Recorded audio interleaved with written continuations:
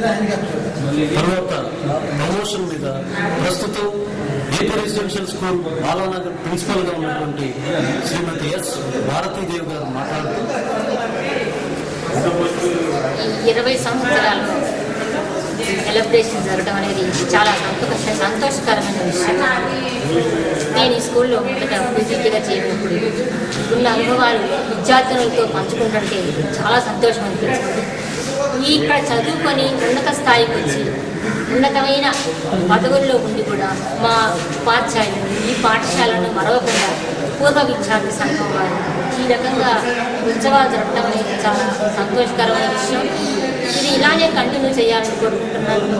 రెండవది, ఈ పేద పిల్లల పాఠశాల కనుక వాళ్ళ వంతు కృషి, వాళ్ళ వంతు సహాయం చేసి ఈ పాఠశాల అభివృద్ధికి వాళ్ళు తోడ్పడాలని కోరుకుంటున్నాను. ఇంత మంచి కార్యక్రమాన్ని జరిపినందుకు పూర్వ విద్యార్థులకు శుభాకాంక్షలు, శుభాశీస్సులు. ఈ పాఠశాలలో సోషల్ స్టడీస్ పీజీటీగా పనిచేసి ప్రస్తుతం AP residential school Appalarajugudem west Godavari district లో పనిచేస్తున్నటువంటి శ్రీ వి శివరామం గారు మాట్లాడుతూ కృష్ణా జిల్లాలో ఉన్నటువంటి నిమ్మకూరు గ్రామంలో నందమూరి తారక రామారావు గారిచే ఏర్పాటు చేయబడినటువంటి ఈ వారి తల్లిదండ్రుల పేరున ఏర్పాటు చేసినటువంటి నందమూరి లక్ష్మయ్య రాఘవమ్మ గారి పేర్లతో వారి జ్ఞాపకార్థం ఈ ఏపీ రెసిడెన్షియల్ స్కూల్లో ఏర్పాటు చేసి సుమారు 20 సంవత్సరాలు కంప్లీట్ చేసుకోవాలన్న సందర్భంగా బోర్డు స్టూడెంట్స్ అసోసియేషన్ విద్యార్థుల యొక్క ఆధ్వర్యంలో ఏర్పాటు చేసినటువంటి ఈ సభా సమావేశానికి ఈ పాఠశాల గత స్మృతుల్ని గుర్తుంచుకునే సందర్భంగా విద్యార్థులందరికీ కూడా నా యొక్క శుభాశీస్సులు మరియు అందరికీ కూడా అభినందనలు. అలాగే ఈ పాఠశాలలో నేను ప్రస్తుతం 1991 నవంబర్ 1వ తారీఖున ఇక్కడ జాయిన్ అయ్యి 1995 వరకు కూడా ఇక్కడ ఈజీటీ సోషల్ స్టడీస్గా ఇక్కడ పనిచేసి ఉన్నాను. అలాగే ఇక్కడ అనేక మంది విద్యార్థులు 4-5 సంవత్సరాలు సుమారు నేను పనిచేసినటువంటి కాలంలో పూర్వ విద్యార్థులందరూ కూడా చాలా మంచి ఏర్పాట్లు చేసి ఈ పాఠశాల పురోభివృద్ధికి ఎంతగానో కృషి చేస్తున్నారు. అలాగే ఇప్పుడు నేను ప్రస్తుతం ఏపీఆర్ స్కూల్ అప్పలరాజుగూడెంలో వెస్ట్ గోదావరి డిస్టిక్లో స్పెషల్ ఆఫీసర్గా పనిచేస్తున్నాను.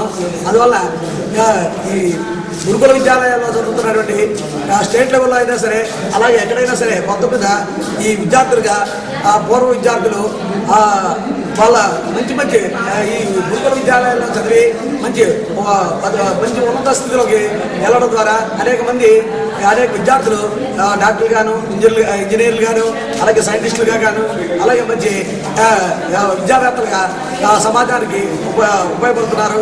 అలాగే అందువల్ల ఈ విద్యా సంస్థలు నిరంతరాభివృద్ధి చెందాలంటే తప్పనిసరిగా ఈ విద్యాలయాల్లో చదువుతున్నటువంటి పేద విద్యార్థులకు చేయూత ఇవ్వాల్సినటువంటి ఆవశ్యకత ఎంతైనా ఉంది.